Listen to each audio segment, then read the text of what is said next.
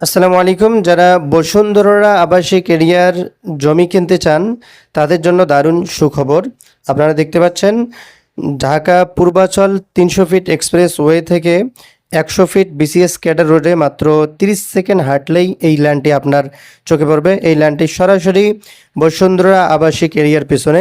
এখানে আপনাদের জন্য সুবিধা হলো এখানে কোনো রিয়েল এস্টেট কোম্পানি কিংবা কোনো হাউজিং কোম্পানির কাছ থেকে নয়, বরং সরাসরি মালিকের কাছ থেকে জমিটা কেনার সুযোগ পাচ্ছেন। আপনি যদি কোনো কোম্পানির কাছ থেকে জমি কেনেন তাহলে তাদেরকে এখন এই বসুন্ধরায় প্রায় আপনারা জানেন ১ থেকে ১.৫ কোটি টাকা মাত্র ১ কাঠা জমির দাম। আর এখানে যদি আপনি সরাসরি মালিকের কাছ থেকে নেন তাহলে মাত্র ৭০ থেকে ৮০ লক্ষ টাকায় ১ কাঠা জমি পাচ্ছেন। কিন্তু এই জমিটা আজ থেকে কয়েক বছর আগে আওলাদ হোসেন ভাই এই জমিটা কিনেছিলেন। তার আশা এবং স্বপ্ন ছিল যে এই জমিতে তিনি ১০ তলার একটা ভবন করবেন।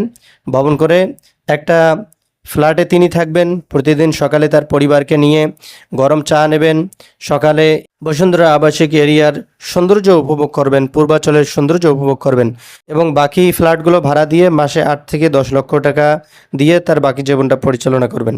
কিন্তু অত্যন্ত দুঃখের ব্যাপার যে আজ থেকে ১.৫ বছর আগে তার পরিবারের মধ্যে একটা আর্থিক সমস্যা দেখা দেয় এবং এই আর্থিক ক্রাইসিস থেকে উপচে ওঠার জন্য তিনি তার যে সেভিংগুলো আছে, ইন্স্যুরেন্সগুলো আছে, তার যত ফান্ড ছিল সব টাকা খরচ করার পরও তার এই ব্যাপারটা কাটতেছে না। তার ছোট্ট একটা মেয়ে ইংলিশ মিডিয়ামে পড়ে, এমন একটা ক্রাইসিসের মধ্যে পড়ে গেছে যে তার সেই মেয়েটারও পড়াশোনা বন্ধ হওয়ার পথে। তো এই জন্য তিনি তার জীবনের সবচেয়ে বড় স্বপ্নটা বিক্রি করার জন্য সিদ্ধান্ত নিয়েছেন। এই জন্য একজন রিয়েল এস্টেট কনসালটেন্ট হিসেবে তিনি আমাদের কাছে এসেছেন। আমরা তার জমির কাগজপাতি থেকে শুরু করে তার দলিলের চেইন, খতিয়ানের চেইন, নামজারি, তার দখল, অনারশিপ সমস্ত বিষয়গুলো যাচাই করে 100% নিষ্কণ্টক নির্ভেজাল পেয়ে আপনাদের সামনে এই জমিটা একজন রিয়েল এস্টেট কনসালটেন্ট হিসেবে আমি সাজেস্ট করতেছি। এবং জমির দামের কথা যদি বিবেচনা করেন, এই জমিটা তিনি ৩ মাস সময় নিয়ে বিক্রি করলে হয়তো ২.৫ থেকে ৩ কোটি টাকা বিক্রি করতে পারবেন। এবং এই জমিটা যদি তিনি ৩ বছর সময় নেন, ৩ বছর সময় নিয়ে যদি তিনি বিক্রি করেন তাহলে ৭ থেকে ৮ কোটি টাকা অনায়াসে এখানে বিক্রি করতে পারবেন।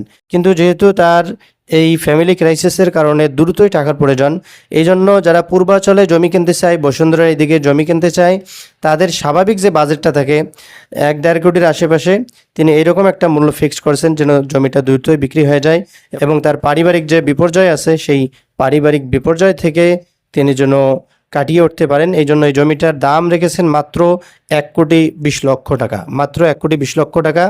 তিনি আমাদেরকে বলেছেন এই ১,২০,০০,০০০ টাকার উপরে আর ২-১ টাকা ধরে আপনারা আপনাদের মার্কেটিং খরচটা আপনারা তুলে নেবেন।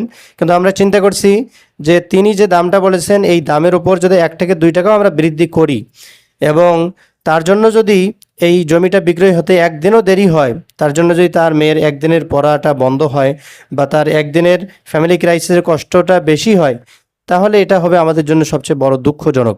এজন্য ভাই কাগজের টাকায় কিংবা ব্যাংকের ৭ থেকে ৮ ডিজিটের নোট দিয়ে ঢাকার এই আভিজাত্যপূর্ণ এই জায়গায় শুধু একটুকরো জমির মালিক হওয়ায় জীবনের বড় সার্থকতা নয়, বরং একজন মানুষের বিপদের দিনে তার পাশে যদি আপনি দাঁড়াতে পারেন এবং সেই মানুষটা যদি মন থেকেই বলে যে এই লোকটা আমার বিপদের দিনে আমার পাশে দাঁড়িয়েছে, তাহলে এর চেয়ে বড় সার্থকতা জীবনে আর কিছু নেই।